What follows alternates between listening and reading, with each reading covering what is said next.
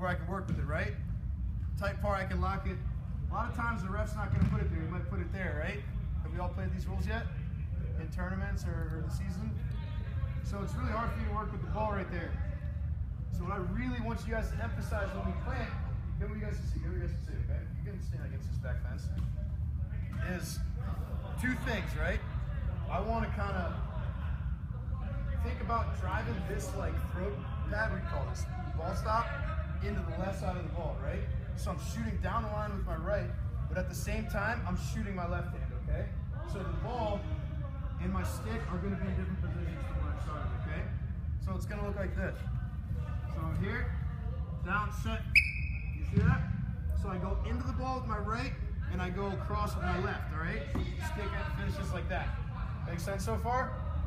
That's part one. That's what I want to see. I call that part one. So down, set, boom, right? So why do I punch my left hand? Leverage. Good. So let me what's your name? Aiden's gonna go down with me. So he's down. So here's what I do. Boom, punch my right hand into the ball, right? All this kid can clamp now is glove. Sucks for him, right? And by me shoving my left hand, I move his thing off the ball, right? I don't want to see any of this nonsense where I try and instantly wedge, exposing ball, right?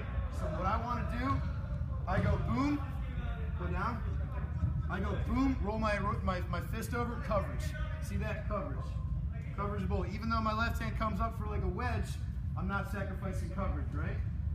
Part one. Part two, we're going to get to our feet. We're going to get off our knee, right? So here, I'm going against Aiden. So part one, boom, in the books.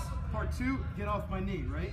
That's why I have my knee angled to the guy, because I can get up and be an athlete. I can be a lacrosse player. So then part two, I start to wedge, right? You guys are all mature enough to know there's a difference between pressure and weight, right? Weight, I don't want any weight on my hands. Weight, if I move my hand, I'm falling forward. So this is weight. So I'm leaning. If he moves, I'm toast, I'm falling. This is pressure. I can move, but I still have pressure. You guys understand the difference?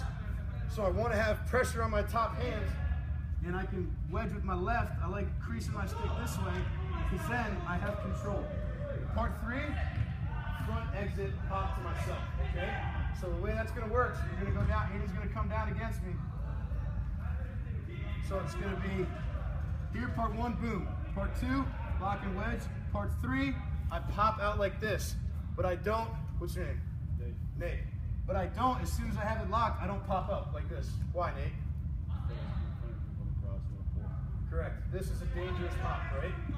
If I go through all the work to clamp the ball, I want to give myself the best chance to win the face-off. Right? Does that make sense?